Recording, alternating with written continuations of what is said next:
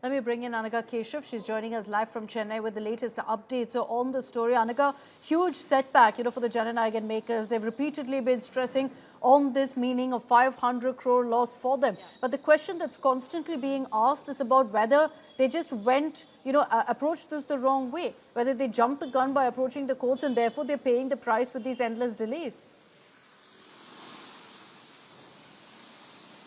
Well, in fact, Akshita, any legal proceedings is going to be a long, drawn battle, make no mistake. And even now, the order copy is still yet to come.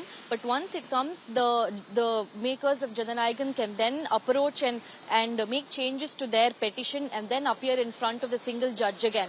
But if the single judge once more gives an order in favor of Jana Nayagan, then that will open doors for CBFC to move to a higher court and then to the next level of court. So now this is, being a never-ending loop of legal battle and legal proceedings that is just being endless at the moment. So the best way out for the filmmakers of Jana Nayagan would be to skip the long-drawn legal process and to actually settle it with the CBFC. Of course, if the film goes to the revising committee, they would require a minimum of 15 days window to watch the film and then recommend excisions and then grant a UA 16 plus certification. So that at least has a particular timeline.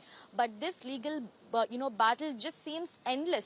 And even if the lower court gives an order against the CBFC, then like I was mentioning, that does open another door for the CBFC to go to a higher level of court. It's a vicious cycle, so this which is always the case, in these kind of legal processes. And ultimately, Vijay is on a timeline because the elections are around the corner. So, if the model code of conduct comes into effect, then there's a big question mark on whether Jana Nayagan can release in the form that it is with a whole lot of political symbolism. But thanks very much, Anagha, for joining us with those details.